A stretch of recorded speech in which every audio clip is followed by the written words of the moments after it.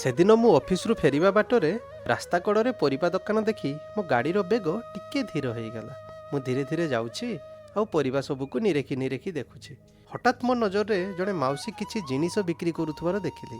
ମାଉସୀକୁ ଦେଖି ମୋ ଗାଡ଼ିଟା ଅଟକିଗଲା।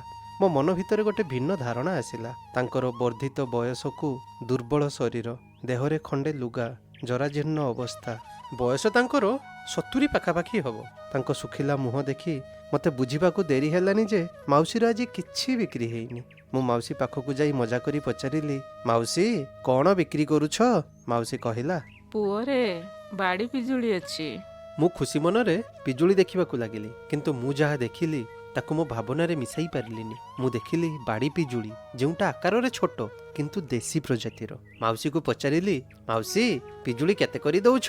କେତେ ଆଉ ଦେବି ପୁଅ, 30 ଟଙ୍କା କରି ଦେଉଛି ଆଉ। ଦିନ କାଳ ଯାହା ପଡ଼ିଛି, ବେଶୀ ହେଲେ ଲୋକେ କ'ଣ ନେବେ? ମୋତେ ଆଶ୍ଚର୍ଯ୍ୟ ଲାଗିଲା, କାରଣ ମାଉସୀ ପାଖରେ ଜଣ ଫଳ ଦୋକାନ କରିଛି, କିନ୍ତୁ ତା ପାଖରେ ପିଜୁଳି କିଲୋ 100 ଟଙ୍କା। ସେ ପିଜୁଳି ଦେଖିବାକୁ ସୁନ୍ଦର, ଆକାରରେ ସିନା ବଡ଼, ହେଲେ ରାସାୟନିକ ସାରରେ ଭରପୁର। ସ୍ୱାଦ ବି ତାର ଭଲ ନଥାଏ, ଆଉ ଦେଖି ଜଣାପଡ଼ୁନି କେତେ ଦିନର ପୁରୁଣା, କିନ୍ତୁ 4-5 ଦିନରୁ କମ୍ ହେବନି। ହେଲେ ମାଉସୀର ପିଜୁଳି ରାସାୟନିକ ସାର ମୁକ୍ତ, ଆକାରରେ ଛୋଟ, ଦେଖିବା ପାଇଁ ଅସୁନ୍ଦର, କିନ୍ତୁ ପୁରା ତାଜା ଥିଲା। ମୁଁ ନିଶ୍ଚିତ ମାଉସୀ ପିଜୁଳି ଖୁବ୍ ସ୍ୱାଦଯୁକ୍ତ। ତାହେଲେ ଲୋକମାନେ ଅଳ୍ପ ଦାମରେ ଭଲ ଜିନିଷ ଛାଡ଼ି ବେଶୀ ଦାମ ଦେଇ ଖରାପ ଜିନିଷ କ'ଣ ପାଇଁ ନେଉଛନ୍ତି? ଯଦି ସମସ୍ତେ ଭଲ ଖାଇବେ ବୋଲି ଭାବନ୍ତେ, ତାହେଲେ ଆମ ଅଞ୍ଚଳର ଚାଷୀମାନେ 2 ପଇସା ପାଆନ୍ତେ। ଏତିକି ଭାବୁ ଭାବୁ ଜଣେ ମୋଟର ସାଇକେଲରେ ଆସି ପାଖରେ ଛିଡ଼ା ହେଲେ। ଲୋକର ବେଶଭୂଷା ଦେଖି ଶିକ୍ଷିତ ଭଳିଆ ମନେ ହେଉଥିଲେ। ବୟସ ବି ପାଖାପାଖି 50 ହେବ। ସେ ଗାଡ଼ି ଉପରେ ଥାଇ ମାଉସୀକୁ ପଚାରିଲେ, ଏ ବୁଢ଼ୀ, ପିଜୁଳି କେତେ କରି ଦଉଛୁ? 30 ଟଙ୍କା ପୁଅ। କ'ଣ ମ, ଏଇ ଛୋଟ ପିଜୁଳି 30 ଟଙ୍କା? ଟିକେ କମଉନୁ, ମୁଁ ନେବି। ତାହେଲେ ମୋତେ 25 ଟଙ୍କା କରି ଦବୁ ଆଉ।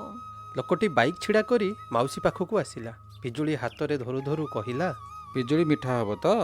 ବାଡ଼ି ପିଜୁଳି ପରା, ମିଠା ହେବନି? ତୁ ଗୋଟେ ଖାଇକି ଦେଖୁନୁ। ଲୋକଟି ସଙ୍ଗେ ସଙ୍ଗେ ଗୋଟେ ପିଜୁଳି ଉଠାଇ ଖାଇବାକୁ ଲାଗିଲା। ପିଜୁଳି ଖାଇସାରି କହିଲା, ପିଜୁଳି ମିଠା ଅଛି। ଏକଥା ଶୁଣି ମାଉସୀ ମୁହଁରେ ଗୋଟେ ହସ ଖେଳିଗଲା। ଲୋକଟି କହିଲା, ମୁଁ ଯେତେଟା ଆଶା କରୁଥିଲି ସେତେ ମିଠା ନୁହଁ। ହଉ ଛାଡ଼, 2 କେଜି ଦେ ଆଉ। ମାଉସୀ ଖୁସି ମନରେ ପିଜୁଳି ବାଛିବାକୁ ଲାଗିଲା। ମାଉସୀ ନିକିତରେ ଓଜନ କରିଲା, କେଜିଏ କେଜିଏ କରି 2 ଥର ମାପିଲା, ଆଉ ପ୍ରତ୍ୟେକ ଥର 1 କେଜିରୁ ଅଧିକା ପିଜୁଳି ତା ବେଗରେ ରଖୁଥିଲା, ଯେମିତି ତାର ଓଜନରେ କମ୍ ପଡ଼ି ନଯାଉ। 2 କେଜି ମାପି ସାରିଲା ପରେ ବୁଢ଼ୀର ମନ ବୁଝିଲାନି। ଆହୁରି 2ଟା ପିଜୁଳି ଉଠାଇ ସେ ବେଗରେ ଦେଇଦେଲା। ଲୋକଟି ଟଙ୍କାକୁ ମୋଡ଼ି ମାଉସୀ ହାତରେ ଗୁଞ୍ଜିଦେଲା ଓ 2ଟା ପିଜୁଳି ଉଠାଇ ପୁଣି ବେଗରେ ରଖିଲା। ମାଉସୀ କହିଲା, ପୁଅ ଟିକେ ବେଶୀ ନେଇଗଲୁ ବୋଧେ। ନା ମ, ତୋ ବାଡ଼ି ପିଜୁଳି 2ଟା ନେଇଗଲି, କ'ଣ ଏମିତି ହଉଛୁ ଯେ? ଏତିକି କହି ଲୋକଟି ଗାଡ଼ି ଷ୍ଟାର୍ଟ କରିଲା। ମାଉସୀ ଟଙ୍କା ଗଣି କହିଲା, ପୁଅ ତମେ 40 ଟଙ୍କା ଦେଲ ଯେ। ତୁ ପରା କେଜି 25 ଟଙ୍କା କହିଲୁ। ହଁ, 2 କେଜିକୁ 50 ଟଙ୍କା। କେଜି 25 ଟଙ୍କା? ମୁଁ 2 କେଜି ନେଇଛି ବୋଲି ତତେ 40 ଟଙ୍କା ଦେଇଛି। ଆମ ଘର ପାଖରେ 15 ଟଙ୍କା କେଜିରେ ମିଳୁଛି, ସେତିକି ନେଇ ଖୁସିରେ ରହ। ଏତିକି କହି ସେ ଗାଡ଼ି ନେଇ ପଳାଇଲା। ମୁଁ ମନେ ମନେ ଭାବିଲି, ଏ ଲୋକଟା କେଡ଼େ ଲୋଭୀ। 2 କେଜିରୁ ଅଧିକା ପିଜୁଳି ନେଲା, ପୁଣି ଟଙ୍କା କମ୍ କରିକି ଦେଲା। ସେ ଯଦି ପାଖରେ ଥିବା ଦୋକାନୀରୁ ନେଇଥାନ୍ତା, କେଜିଏରୁ ଟିକେ ବି ଅଧିକା ନେଇପାରିନଥାନ୍ତା, ଆଉ 100 ଟଙ୍କାରୁ ଟିକେ କମ୍ ଦେଇପାରିନଥାନ୍ତା। ମୁଁ ମାଉସୀକୁ ପଚାରିଲି, ମାଉସୀ ତମେ ତାକୁ ଏତେ ପିଜୁଳି କାହିଁକି ଦେଲ? ମାଉସୀ ହସି ହସି କହିଲେ, ଛାଡ଼ ମୋ ପୁଅ, ତା ଘରେ ଛୋଟ ପିଲା ଥିବେ, ଖାଆନ୍ତୁ।